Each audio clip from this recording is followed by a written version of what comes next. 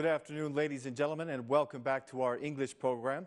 I'm Daniel Cook, your host for the English News, Monday through Saturday at 6 p.m. In today's news, the Interior Minister, Samir Tahiri, is currently on an official visit to Germany. There, he met with the German Interior Minister, and the two discussed the fight against organized crime and corruption. The primary topic of discussion was the massive exodus of Albanians toward the EU countries, especially to Germany. Minister Tahiri expressed his concern and the readiness of the Albanian government to stop the illegal immigration. He gave assurance that the criminal groups that are deceiving the Albanians will be investigated. Mr. Tahiri encouraged his German counterpart not to accept requests for asylum. He said, "The concern about asylum seekers is being addressed in our country. I informed my German colleague about the measures that the Albanian government has taken. I expressed to him the commitment of the government not to allow Albanian citizens to ask for asylum. We made it clear that there will be no political or economic asylum offered in Germany or other EU countries, and we will do everything that we can to stop this problem that concerns both Albania and our partners," said Minister Tahiri. The German minister stated that all Albanian immigrants will be deported from Germany, stressing once again that Germany does not offer asylum to Albanians. "We are dealing with the issue of asylum seekers," he said, "which is an issue that may have unpleasant consequences for your country. My message is very clear. There is no chance for Albanians to get asylum in Germany. All the Albanians who are here and those who are still coming will be returned to their own country," the German Interior Minister said. The two ministers agreed that Germany will assist in the establishment of the National Bureau of Investigation, and it will offer technical assistance to the RENEA Special Forces.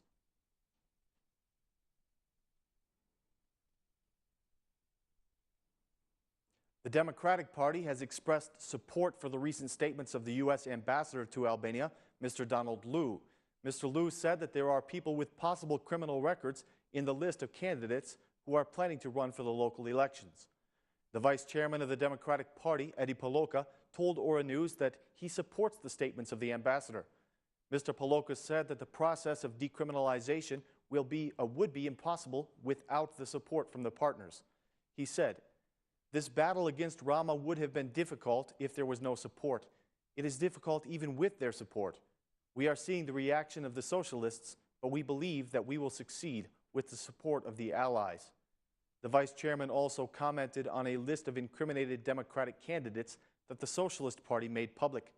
Poloka said that the government has intentionally launched an investigation against the Democratic candidates because they are afraid they will lose otherwise.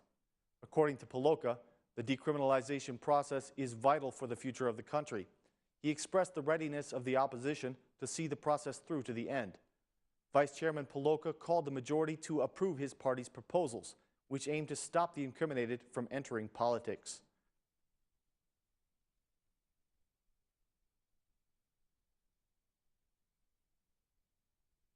The High Court has changed their security order for the MP Tom Doshi from house arrest to obligation of appearance. Doshi's lawyers are not satisfied with this new turn of events. According to them, the court is not respecting the law. They demand absolute freedom for Doshi and the dismissal of the case. They promised that their war with the court will continue until the end. They stated, "The court has issued a softer security measure, but we are not satisfied with this, even though we think it is good news. It would have been even better if the court had respected the principles of the law. The court has shown that they are under the pressure of the political powers, and we will take the case to the Court of Strasbourg." After a month of isolation in his house, Tom Doshi is now free to resume his functions as a member of the parliament. But the MP has declared that he will not attend Thursday's plenary session. He said that if he goes to the parliament, he will end up giving a speech and speaking out the truth to the citizens. He also added that he will not participate in the local elections, saying that Rama is not working for the socialists any longer, but only for the Assembly Speaker, Ilir Meta, and for the Socialist Movement for Integration. He had this to say about the court ruling. "I am not satisfied with the decision, because none of the charges stand true. The Prime Minister and the Assembly Speaker have pressured the court not to set me free, but the prosecutors were not capable enough to formulate a valid charge against me. I will not attend Thursday's plenary session. If I go to the Parliament, I will clarify the issue. I stand by every word that I have said, and I will not give in, even until the truth is found out." Prime Minister Rama does not need me anymore. He has abandoned all the socialists, said Tom Doshi.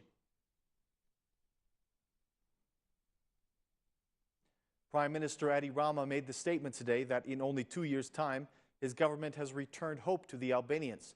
The Prime Minister said that he inherited an economy that was ruined by the destruction of the people's aspirations, which according to him is worse than economic poverty. Mr. Rama said that his government has declared war on what he called the poverty of aspirations.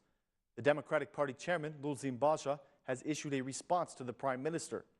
The Prime Minister of Evil said today that the citizens are to blame for the economic crisis and unemployment because, according to him, they have poor aspirations. This is arrogance and an offense to the citizens, and it resembles the statements of the Serbian President Nikolic. The Albanians have always shown that they want the best for their families and the country. We have never had problems with aspirations, but with people who rule badly. Stop the delirium you are displaying with these statements. The Albanians do not suffer from the lack of aspirations, but from the lack of proper leaders, said Mr. Basha.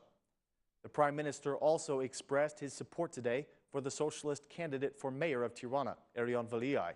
He said, "We will find a dignified substitute for one of our best ministers and the most successful of our government, Erion Veliaj. He will commit to returning the capital to the right path," the Prime Minister said.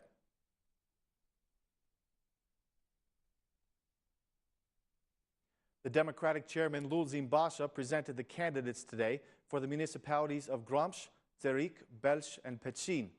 Mr. Basha made the statement that poverty and misery are now the reality for every family. He added that the government has not kept any of the promises it made, starting with the reduction of the energy price. He said, "The government promised to decrease the energy price, but the truth is that the energy price has increased for 77% of consumers.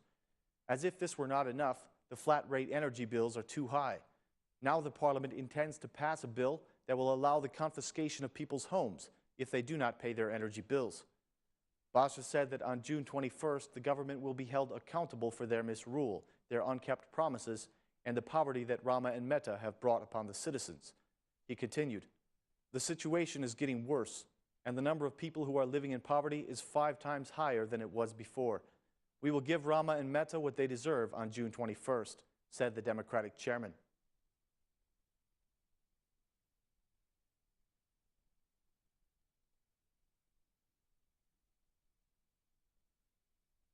The OSCE has published the first report on the upcoming local elections. After making a summary of the political situation, the OSCE issued the following statements.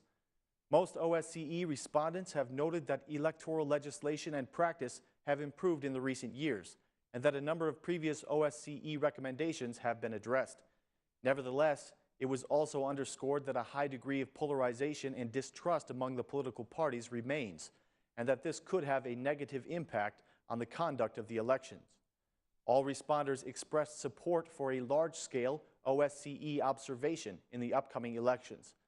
The official bodies have expressed that any recommendations for potential improvement would be welcome. Other responders requested that the OSCE deploy the largest possible number of observers to cover all stages of the process.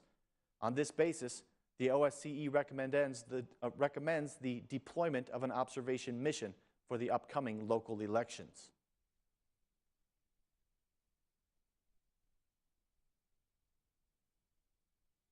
The German Association of Commerce and Industry have publicized a report on the perception of the entrepreneurs about the business climate in Albania. The climate of doing business in Albania is currently positive, but the number of businesses choosing to invest in Albania is declining. The report points out that during the current year, only 66% of the German entrepreneurs would be willing to invest in Albania, which is down from 86%. Over the past 5 years, the respondents have been more critical of the development of the country and optimistic about their current businesses. This explains the decline of the desire to reinvest or to increase their number of employees. The falling investment interest is connected to the economic situation for business here in Albania.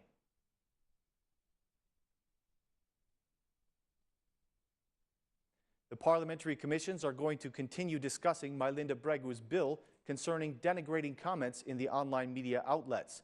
In her proposal, Bregu referred to a decision by the European Court of Human Rights about a case known as Delphi Company versus Estonia. Delphi is one of the largest news portals on the internet in Estonia. In 2006, a company published an article on the Delphi portal about another company. The article attracted 185 comments, about 20 of which contained personal threats and offensive language. The Court of Strasbourg considered the portal to be responsible for the offensive comments, although a final decision has not been reached yet. The decision has been rejected by many lawyers, and it may yet be changed by the European Court of Human Rights.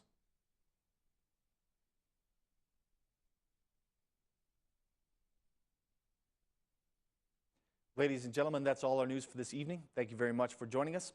We will be back again tomorrow at the same time with more translated news. Thanks, and have a great night.